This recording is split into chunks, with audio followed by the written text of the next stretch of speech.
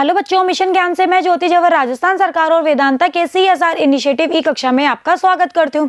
देखिए बच्चों, हमारा जो 17 चैप्टर है और हमारी बुक का जो लास्ट चैप्टर है उसका जो थियोरेटिकल पार्ट था वो हम लोगों ने कवर कर लिया है। आज हम इसके कुछ न्यूमेरिकल करने वाले हैं। वैसे इस जो चैप्टर है इसमें बहुत ज़्यादा फॉर्मूले हैं नहीं, यहाँ से बहुत ही छोटे छोटे से न्यूमेरिकल बनते हैं जहाँ से आप पूरे अच्छे नंबर ला सकते हैं। तो चलिए, आज का हमारा फर्स्ट न्यूमेरिकल है कि आपको ई तथा बी आपको दे रखा है कि विद्युत चुंबकीय तरंग के विद्युत और चुंबकीय क्षेत्र है। वैसे आप जानते भी हो, ई विद्युत क्षेत्र होता है और बी चुंबकीय क्षेत्र होता है।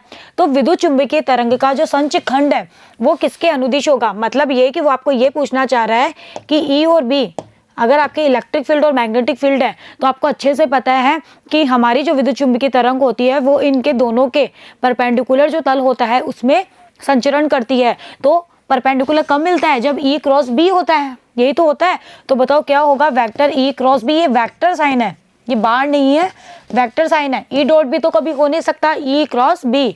ओके, तो इसका आंसर क्या हो जाएगा बच्चों? ई क्रॉस बी। चलिए, हमारा नेक्स्ट क्वेश्चन है कि किसके लिए भूतरंग संचरण संभव है। जब हम लोगों ने भूतरंग संचरण पढ़ा था तब मैंने आपको बताया भी था कि भूतरंग संचरण में भूमि को स्पर्श करते हुए संचरण करवाया जाता है। तो हम ज्यादा आवर्ती की तरंगों का यहाँ संचरण नहीं करवा सकते। तो वहां मैंने आपको बताया था कि लघु परास पर कम रेडियो आवर्ती की जो तरंगे होती है उन्हीं का ही हम संचरण करवा सकते हैं। तो देखो, ऐसा क्वेश्चन आ गया ना, इसलिए मैंने आपको कहा था कि आपको इन सबके लिए पता होना चाहिए। चलिए, नेक्स्ट है कि संचरण के किस तरीके के द्वारा रेडियो तरंगों को एक स्थान से दूसरे स्थान पर भेजा जा सकता है। मतलब आप हमारी जो तरंगे हैं उनको एक स्थान से दूसरे स्थान पर भेज सकते हो, वो भी कौन सी तरंगों को? रेडियो तरंगों को। तो रेडियो जो तरंगे होती है वो भू तरंग संचरण के द्वारा भी संभव है, आकाश के द्वारा भी संभव है और अंतरिक्ष तरंग, अंतरिक्ष से होते हुए भेजो वो भी संभव है।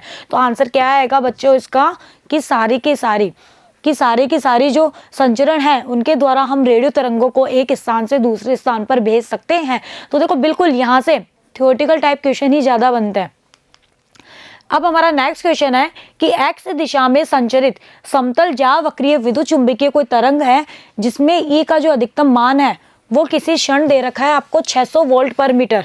देखो, एक चीज और, अब बहुत बार ऐसा होता है कि वो आपको डायरेक्टली नहीं बताते है कि ये चीज क्या है, आप उसकी यूनिट देख करके भी आपको पहचान में आना चाहिए। इसीलिए आपको जितनी भी हमारी क्वांटिटीज है जो हम फिजिक्स में यूज करते हैं उन सबकी यूनिट आपको बहुत अच्छे से पता होनी चाहिए।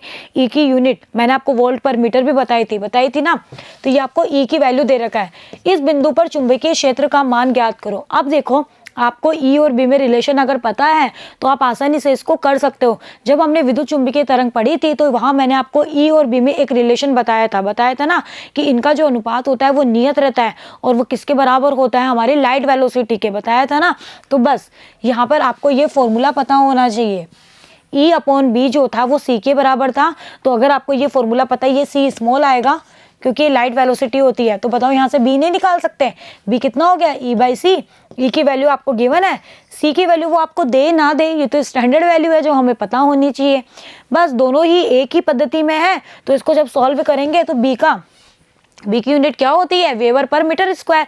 तो आंसर आ जाएगा 2 × 10⁻⁻6 वेबर पर मीटर स्क्वायर। तो देखो, ऐसे छोटे छोटे क्वेश्चन यहाँ से बन जाते हैं। बस आपको डायरेक्ट फॉर्मूले पता है तो आसानी से 1 सेकंड में आप इन क्वेश्चन को सॉल्व कर सकते हो ना। चलिए, नेक्स्ट है कि एक दूरदर्शन मीनार की ऊंचाई, कोई दूरदर्शन मीनार है जिसकी आपको हाइट दे रखी है, कितनी है? 75 मीटर। किस महत्तम दूरी और किस महत्तम क्षेत्रफल में यह दूरदर्शन संचरण प्राप्त किया जा सकता है? और आपको पृथ्वी की रेडियस भी दे रखी है। तो आप लोगों को मैंने प्रसारण दूरी का एक फॉर्मूला बताया था, D = √2RH। बस आपको वही लगाना है तो दूरी मिल जाएगी। जब दूरी मिल जाएगी तो क्षेत्रफल भी आप निकाल सकते हो। चलिए, मीनार की ऊंचाई आपको h गिवन है, संचरण की महत्तम दूरी d थी √2RH, जहां r क्या थी? पृथ्वी की त्रिज्या। वैसे आपको पृथ्वी की त्रिज्या की वैल्यू उसने गिवन है, नहीं गिवन है तो भी आपको ये याद होनी चाहिए। तो इसमें वैल्यू पुट कर दो, 2r और h की वैल्यू पुट कर दो तो ये आ जाएगी लगभग 31 किलोमीटर। यानी कि संचरण की अधिकतम दूरी कितनी होगी इस मीनार की ऊंचाई के लिए कि ये 31 किलोमीटर तक हो सकती है। अब वो बोल रहा है कि इसका क्षेत्रफल भी निकालो। तो देखो, क्षेत्रफल जो होगा वो होगा πd²। पाई स्क्वायर होता है, हम यहाँ करेंगे πd²। अब d की वैल्यू पुट कर दो, d कितना है? √2RH। तो d² कितना आ गया? 2RH। आया नहीं है?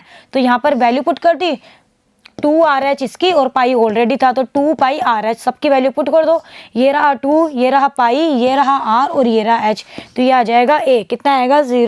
03014 किलोमीटर स्क्वायर, इतना आ गया। तो बहुत ही आसान सा क्वेश्चन है, तो आप लोग करके देखना। और भी जो आपके सॉल्व्ड क्वेश्चंस आप उनको भी करिएगा, बाकी पीछे के जो अनसॉल्व्ड है उनको भी करिएगा। बहुत ही इजी से क्वेश्चन बच्चों यहाँ से पूछे जाते हैं। गिने चुने 4-5 फॉर्मूले इस चैप्टर में आए हैं। अब तक के चैप्टर्स में तो हमने बहुत सारे फॉर्मूले पढ़े, सबसे छोटा और सबसे कम फॉर्मूले वाला हमारा यही चैप्टर है, जिसमें हमारा मैथमेटिकल पार्ट भी बहुत कम है। ओके बच्चों, तो इसी के साथ ही हमारा जो 12th का सिलेबस है वो भी कंप्लीट होता है और आपका ये 17 जो चैप्टर है वो भी यहाँ पर कंप्लीट होता है। अब आप लोगों का जो खुद की प्रैक्टिस करने वाला जो टाइम है वो अब स्टार्ट हो चुका है। आप लोग अच्छे से प्रैक्टिस करिए, डेरिवेशन वगैरह को हैंड ओवर करिए। मतलब कि ऐसा नहीं कि पढ़ लिया हाँ ये हो जाएगा, नहीं, आप उसको कॉपी में कर करके देखिए। डायग्राम्स की आप लोग बहुत अच्छे से प्रैक्टिस करेंगे तभी आप एग्जाम में बहुत अच्छा डायग्राम बना पाएंगे, क्योंकि डायग्राम के भी उतने ही अच्छे मार्क्स होते हैं। जब भी किसी भी न्यूमेरिकल को आप सॉल्व करें तो मेरी बात को हमेशा ध्यान में रखिएगा कि न्यूमेरिकल को सॉल्व करने से पहले हमें सारी जो वैल्यूज़ होती है उनको एक ही पद्धति में लाना होता है, चाहे फिर वो MKS हो, चाहे वो CGS हो, चाहे वो FPS हो, कोई सी भी हो, पद्धति एक ही होनी चाहिए। फिर आप बाद में जाके उसको कन्वर्ट कर लीजिए। वो अगर आपसे पूछ रहा है कि नहीं मुझे तो MKS में ही बताओ, बहुत बार हो जाता है ना, हमने किया भी है, तो फिर आप उसको बाद में कन्वर्ट कर सकते हैं। लेकिन ऐसा नहीं कि एक वैल्यू को तो रख दिया MKS और एक को रख दिया CGS, तो आपका आते हुए क्वेश्चन भी आपका गलत हो जाएगा। और लास्ट में आप जो भी वैल्यू निकाल रहे हो उसका आप यूनिट यानी कि उसका मात्रक आप लोग जरूर लिखिए, क्योंकि बिना मात्रक के फिजिक्स में किसी भी चीज़ की कोई वैल्यू नहीं होती है। मैं आपको बहुत बार बता चुकी हूँ। अगर मैंने डायरेक्ट, जैसे ये क्वेश्चन था, यहाँ पर अगर इस 75 के आगे मीटर नहीं लिखा होता तो आप लोग बता ही नहीं सकते थे कि ये चीज़ क्या है। 75 ये तो एक नंबर है, तो बिना मात्रक के किसी चीज़ की कोई वैल्यू नहीं होती और मात्रक के मार्क्स होते हैं। तो हमेशा आप लोग लास्ट में यूनिट जरूर लिख के आइए। कैलकुलेशन की आप लोग विदाउट कैलकुलेटर घर पे प्रैक्टिस करेंगे तभी आप एग्जाम में, आपके जो एक पर्टिकुलर टाइम होता है उसमें आप लोग पूरा थ्योरी, डेरिवेशन, न्यूमेरिकल आपको सब कुछ कवर अप करना होता है, तो आप तभी कर पाएंगे। इसलिए कैलकुलेटर आप यूज़ मत करिए और सारे जो न्यूमेरिकल्स हैं उनकी आप खुद से ही आप लोग उसकी कैलकुलेशन करिए। सारे फॉर्मूले आप एक साथ लिख लीजिए और उनको कंटिन्यूसली आप लोग याद करते रहिए, तभी आपको फॉर्मूले याद हो पाएंगे। क्योंकि न्यूमेरिकल अगर करना है तो फॉर्मूले भी हमें अच्छे से याद होने चाहिए ना। तो बच्चों, अब आपकी खुद की प्रैक्टिस वाला टाइम स्टार्ट हो चुका है, तो आज के लिए इतना ही। Thank you.